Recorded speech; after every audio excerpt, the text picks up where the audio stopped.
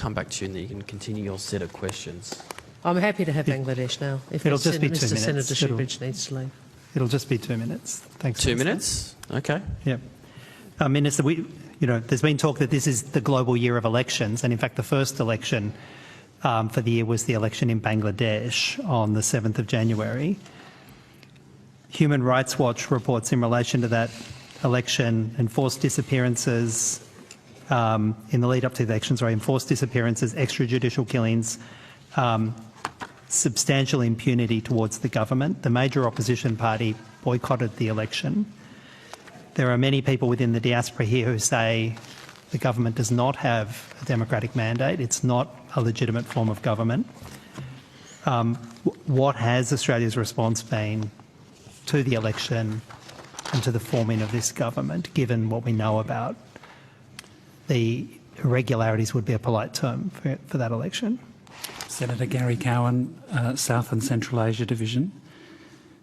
So, Senator, for Bangladesh, you may have seen also that on the 10th of January, DFAT issued a statement. We welcomed the fact that, Bangladeshis had the opportunity to exercise their right to vote, but we also stated that it was regrettable that the elections took place in an environment where not all stakeholders could participate meaningfully or substantially. And we clearly raised our concerns about the violence and the arrests that had taken place in the lead up to those elections.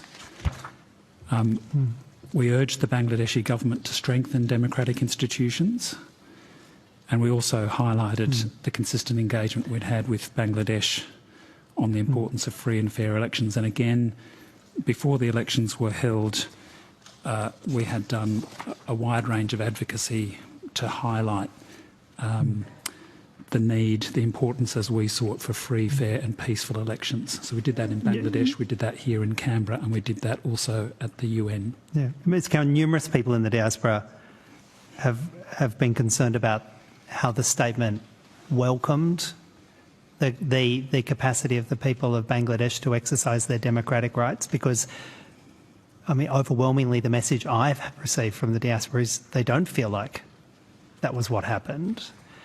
The principal opposition party was boycotted, their leaders were being targeted and imprisoned, there are extrajudicial killings, there are disappearances. Do you think that language of welcoming the fact that the people of Bangladesh had a right to vote, in hindsight, was probably a poor choice of words, given what we know happened? Senator, look, Bangladesh is a country of 170 million people. The holding of elections in itself is a positive thing. There were problems with this election that our statement referred to very, very clearly. We talked about in the statement the regret about the ability to participate, and appreciating the opposition party boycotted the election. We were very clear about the concerns about violence and arrests.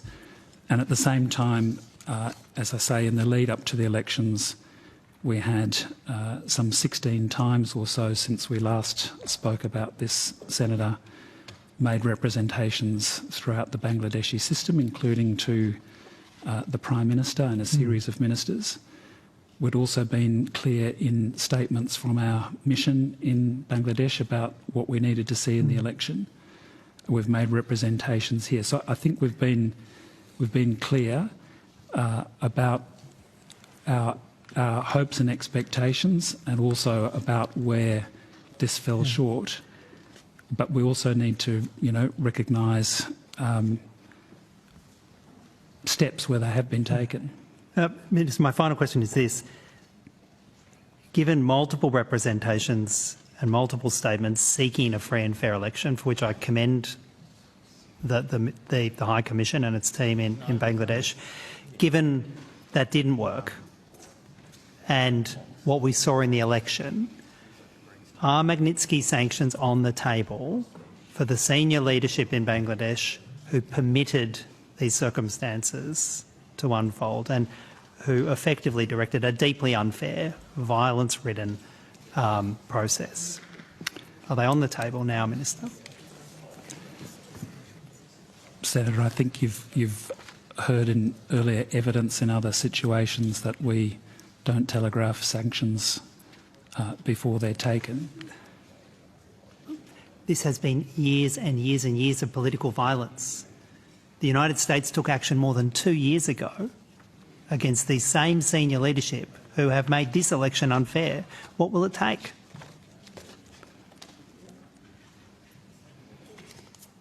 Senator, you know, sanctions are one element of a suite of broader measures, and we don't signal in advance where we will take sanctions. I note the time, Chair. Thank you very much.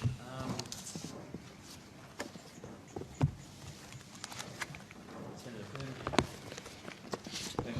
Thanks, Chair. Some issues from this morning that I might go back to later if we have time, but I'll keep us closer to home in the Pacific to start off with, please. Thanks, Ms Peake and team. Just following on from Senator Shoebridge in relation to the Australia-Tuvalu